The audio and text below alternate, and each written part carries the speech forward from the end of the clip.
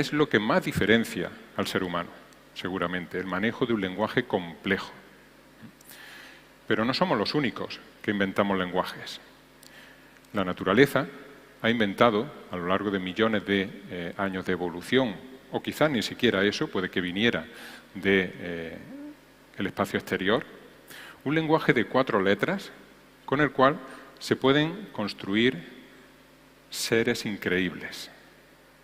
El lenguaje genético, el código genético, basado en bases nitrogenadas, en aminoácidos, en ácidos ribonucleicos y desoxirribonucleicos, es decir, una estructura química complejísima e interesantísima que si algún día sabemos interpretar, producirá unos avances en medicina increíbles.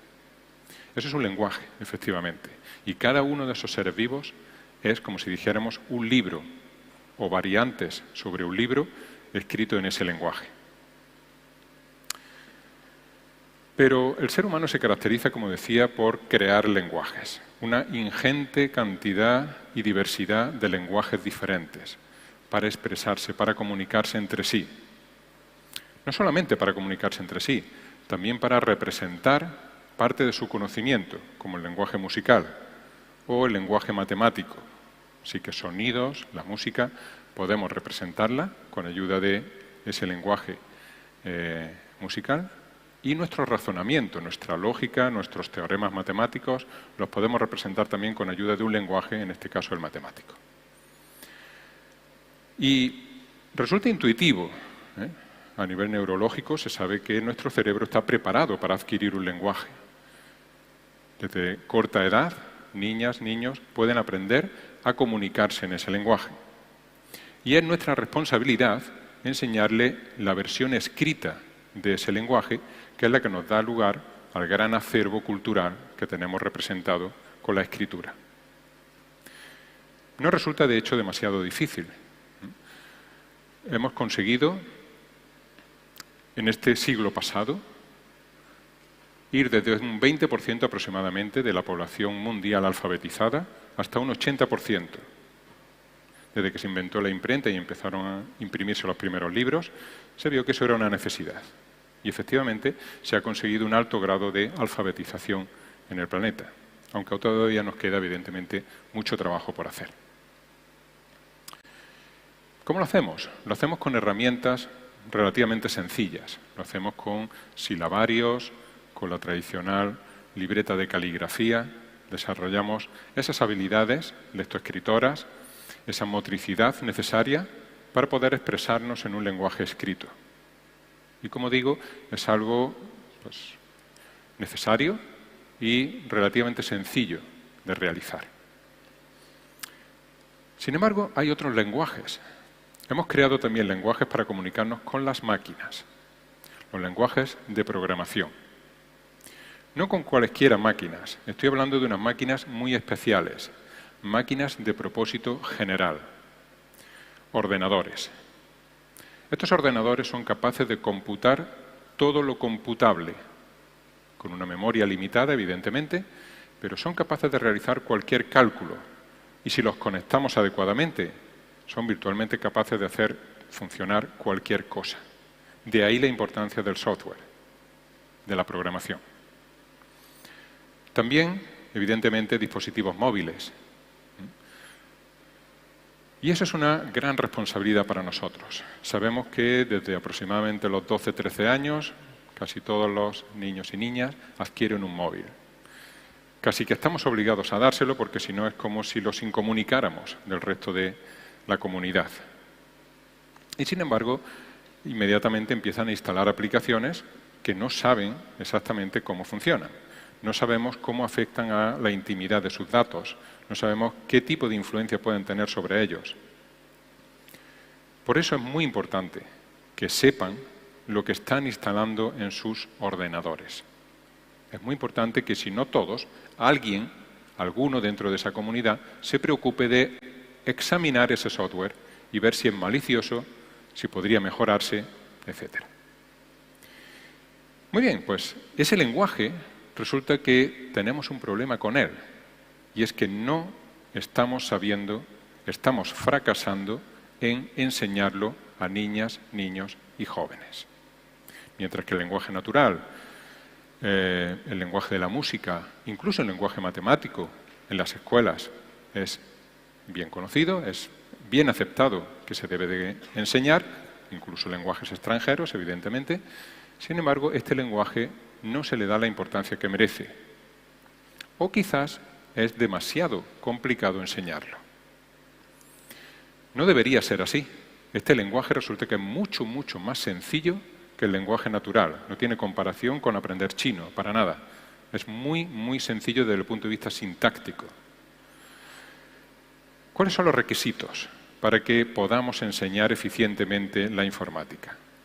Pues fundamentalmente docentes, personas cualificadas, capaces de interpretar ese código, enseñar dónde están los errores del código que realizan sus estudiantes y transmitir los principales conceptos computacionales. Eso no es barato. Pudimos llegar a implantar el inglés, centros bilingües, con un gran coste y un dudable éxito. Sin embargo, ¿quién se podría permitir profesores de informática, programadores, en las aulas, cuando en el sector bancario van a cobrar 3 o 4 veces más? Y además, como digo, son muy difíciles de encontrar. ¿Cómo vamos a formar a docentes actuales en esas especialidades? Aprender a programar no es tan sencillo como aprender francés o inglés.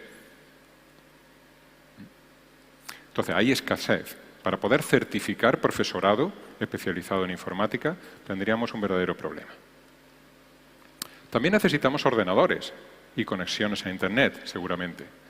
Por lo tanto, esos dos ingredientes suponen una barrera de entrada. No es sencillo implantar los estudios de informática porque implica un coste y unos cambios estructurales grandes. Muy bien. Sin embargo, lo que observamos es que los niños, las niñas, tienen curiosidad por aprender esos lenguajes y les resulta muy fácil e intuitivo. Por lo tanto, lo que voy a proponer es una manera de abordar el problema, que no pasa directamente por esa necesidad de poner los ingredientes docentes necesarios. El primero, como digo, debería de ser la curiosidad infantil. Ellos quieren aprender. Y nosotros lo único que tenemos que hacer es facilitarle el trabajo. Tenemos la voluntad de entrar en el juego, porque para ellos es un juego, hablar es un juego. ¿Cuál sería el segundo ingrediente? Hacer lo contrario de lo que estamos haciendo hasta ahora.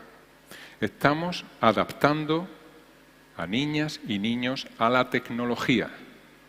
Hay que adaptar la tecnología a las niñas y niños. Solamente hay que observar un teclado de un ordenador convencional. Es muy complejo. En los años 80 era fácil aprender a programar. Los ordenadores personales estaban diseñados para programar. Uno podía encontrar hasta los tokens con los códigos, con las palabras reservadas del lenguaje en el mismo teclado. Eran teclados sencillos. Y solo se podía programar, no había distracciones. No se podía hacer otra cosa, básicamente, con esos ordenadores. Sin embargo, estos ordenadores de hoy en día son muy complejos. Los entornos de desarrollo, los mismos lenguajes de programación, se han hecho extraordinariamente complejos. Todo es gratuito en Internet, pero si los ponemos ante eso, seguramente acabará en fracaso. Para eso, precisamente, hemos desarrollado una plataforma que pretende solucionar ese problema de acceso. Simplificar la tarea del docente al máximo. Dejar toda la responsabilidad sobre el sistema online y proporcionar una curva de aprendizaje suave. De manera que las tareas que se proponen, básicamente estamos hablando de pensamiento computacional, capacidad de abstracción, modularización de un problema, reconocimiento de patrones, resolución de problemas. Tarea tras tarea, ellos van programando en una interfaz el comportamiento de un pequeño robot que se comunica con otros robots y que hace una misión concreta. Para ellos es como jugar. Algunas veces me han preguntado, ¿pero no nos ibais a enseñar a programar? Ni se dieron cuenta de que estaban programando. Y se pican. Es muy, muy adictivo, porque tiene el componente de ludificación necesario. Como digo, es un juego para ellos. Pero no solamente la programación. En esta plataforma se puede aprender desde los rudimentos de un lenguaje de programación, desde los conceptos computacionales básicos, hasta la inteligencia artificial. Aquí vemos cómo un robot está planificando su camino para llegar a un objetivo. Pues esto no es ni más ni menos que un código de inteligencia artificial de planificación de trayectorias para un robot, algo clásico en los laboratorios de inteligencia artificial. Y lo aprenden de la misma forma, como un juego, como una comunicación, evidentemente de más alto nivel en este caso, estaríamos hablando de alumnos de secundaria seguramente, o de formación profesional, pero según los mismos principios. Pero no queda la cosa ahí, no podemos dejarlo solo en una plataforma. Organizamos eventos, hackathons, competiciones entre programadores, para que puedan demostrar lo que saben, para que resuelvan problemas realmente desafiantes. No estamos hablando de sencillas tareas de recoger un objeto. Estamos hablando de que hay que echarle matemáticas, hay que echarle materia gris para resolver esos problemas. Por supuesto, la aceptación es increíble de este tipo de eventos. Una serie de televisión infantil, claro que sí. Que en la misma televisión ellos vean modelos a seguir. Un astronauta que programa a sus robots en el espacio y que contacta con los coders de la Tierra para enseñarles conceptos básicos, problemas que tiene que resolver con su robot. Incluso cuentos, ¿por qué no? Cuentos que enseñen lo que es un bucle, lo que es un condicional. Si eso está en nuestro lenguaje natural del día a día, es intuitivo para ellos, es próximo. Pongámoslo simplemente en un formato técnico, nada más que eso. Lo que quiero decir con todo esto es que tenemos que crear la cultura necesaria, los elementos básicos, tenemos que introducirlos en el aula, en la habitación de los pequeños, para que sea parte de su vida. Incluso música, ¿por qué no? Canciones que hablen del bucle repeat, del bucle while, de las variables. ¿Por qué no? Y que esté todo el día resonando en sus cabezas. Eso es evidentemente una tarea por hacer. Pero parte ya la hemos hecho. Aquí podemos ver fragmentos de esa serie televisiva que se está transmitiendo ya en Canal Sur y en ETV en el País Vasco.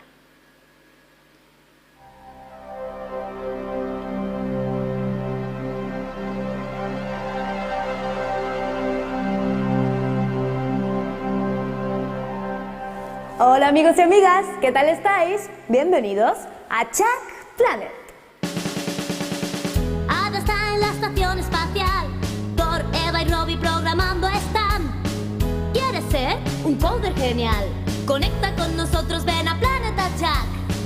Chuck, Chuck, Chuck, Chuck. Chuck Planet, Chuck Planet. Chuck, Chuck, Chuck, Chuck. Chuck Planet, Chuck Planet.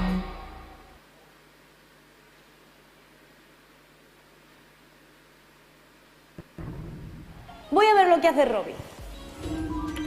Toolbox.academy. Hay que ver, ¿eh? Nos pasamos el rato tomando decisiones, como con el condicional compuesto, que es la tarea que tenemos hoy. Hola, Robbie. Tienes que preguntarle a Thor, ¿verdad? Tengo que entrar por la puerta correcta. ¿Me ayudas? Ejecuta el programa para preguntar a Thor por dónde entrar. Ah, así que si Thor te dice que vayas a la puerta 1, irá. Y si no, iremos a la puerta número 2, ¿verdad? Pues venga, vamos a pulsar el botón Run a ver qué puerta te dice.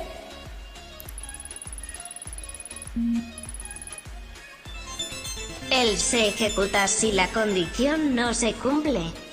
Claro, Robbie, se utiliza else si no se da la primera condición.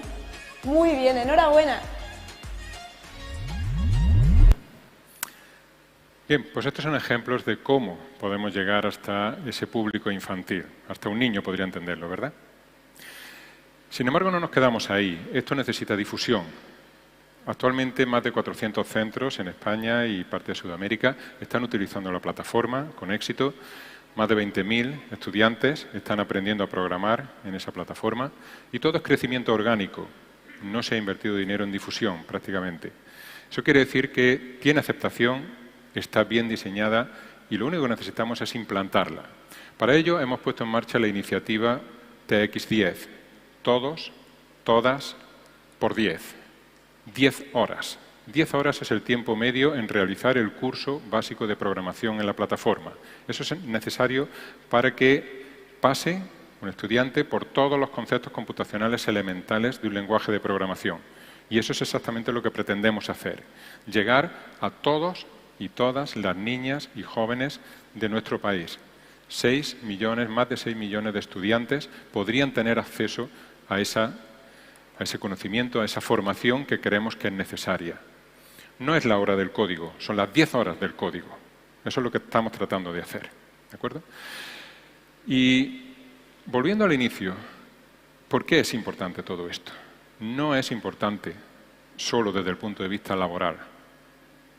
Estamos privando a esa población infantil y juvenil de la experiencia de programar. Igual que estaríamos privándoles de la experiencia de leer si no hubiesen sido alfabetizados en nuestros lenguajes naturales. Eso es terrible. Y lo puedo decir yo que aprendí, siendo muy joven, a programar. He hecho programas de todo tipo, en ingeniería, en física, en biología, en lingüística. Y es una experiencia alucinante solamente por el hecho de hacerlo. Igual que para el verdadero artista, para el verdadero poeta, no es necesario comunicar su poesía, puede escribirla y una vez expresado, tirarla a la papelera.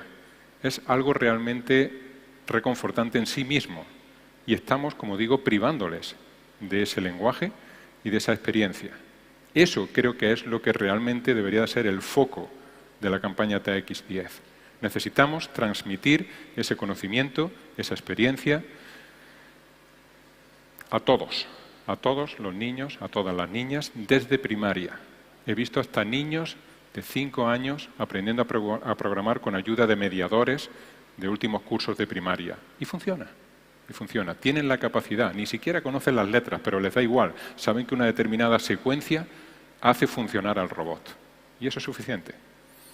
Por tanto, mi mensaje es ese. Debemos de resolver el problema de la alfabetización computacional. Dejémonos de la historia de que son nativos digitales. No pasarán de las 4 aplicaciones básicas. Pónganle delante de un Excel, verán que no saben ir más allá. Tenemos que enseñarles el lenguaje de las máquinas. Tienen que saber controlar esos dispositivos que tienen ya totalmente adaptados, incorporados a sus vidas. Necesitan una competencia transversal. Es decir, es importantísimo el hecho de que se formen ingenieros, pero es mucho más importante el hecho de que si no son ingenieros, tengan esta herramienta, el ordenador, para ser más competitivos. No porque van a ser mejores, es que si no se van a quedar atrás. Un abogado tiene la capacidad de minar textos jurídicos si sabe hacer un sencillo script. Un biólogo hoy en día no se entiende si no sabe programar. Proteómica, genómica, todo eso necesita la informática. Por lo tanto, creemos que es algo más que un proyecto partiendo de una escuela de ingeniería informática. Creemos que es un problema que tiene planteado no solo la sociedad de este país, sino la humanidad entera. Esto es algo que se replica en todos los países. Por lo tanto, de alguna manera, sea con esta plataforma, sea con otras alternativas, entre todos tenemos que conseguir dar una solución a ese problema acuciante, que sin embargo es fácil de resolver. Quiero agradecer a los organizadores de este maravilloso congreso, a todas las autoridades que han estado acompañándonos, por la oportunidad de darnos voz para contar en este maravilloso foro de emprendimiento social cuáles son nuestros problemas, cuáles son nuestras inquietudes y cómo pretendemos dar respuesta a todo ello. Gracias por todo.